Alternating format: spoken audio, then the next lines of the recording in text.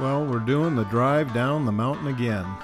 This time I changed some of the settings on the MJX BUGS 16 Pro, and I set it on the bright setting, so bright sunlight. And while we do have some bright sunlight for part of the drive, we also have some very deep shade.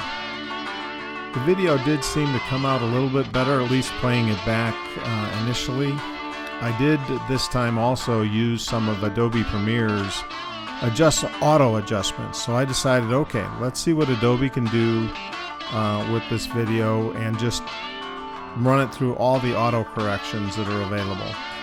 The only thing I did not do is I did not run the stabilization, because I still am experimenting with using the BUGS 16 Pro as a gimbal. Now, the one thing I did have a little bit of trouble with, because the video feed from the drone to your iPhone, it lags. So when I would be turning the camera at a sharp turn, attempting to get a better view of like what would you actually see if you're driving, because you would look way off to the left here, I was way behind on turning the drone to get it to look in that direction, because the delay in what it was feeding to my iPhone was very confusing.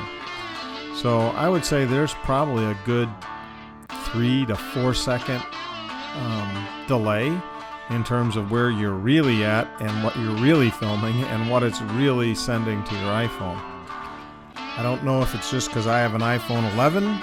I don't know if it's something to do with the MJX BUGS 16 Pro software. There has not been an update released in the drone software in a long time, so I'm just basically using the latest version that's out there on the Apple Store. And it did seem to film a bit better coming down. Time of day here was about 10 o'clock, so the sun was at a pretty steep angle. Kind of gives you a little sunshine in some places and deep shade in others. But I am driving down that same mountain that I tested this on before. So as I went along, I just, tried my best to kind of anticipate the turns and put the drone, where it should be. Now here I'm trying to get it to tilt down a little bit to get a little better forward view.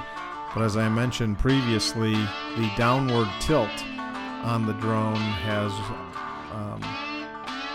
been incapacitated. It's not working perfectly. Normally you have almost 70 degrees of tilt on the camera, and for some reason mine now only tilts about 20 degrees.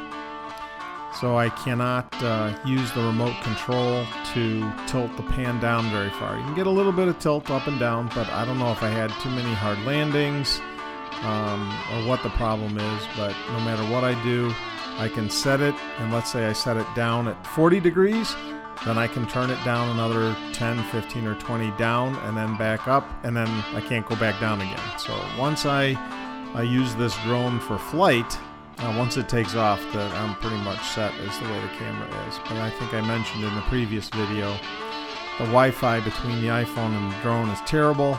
So once you fly about 100 to 150 feet away from the phone, you lose your video anyway. So you really wouldn't be able to do very accurate pan and tilts.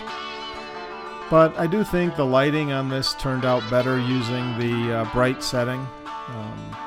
Again, it's not bright sunshine everywhere, but it was bright in enough places that bright setting seemed to make a pretty good improvement in the video quality.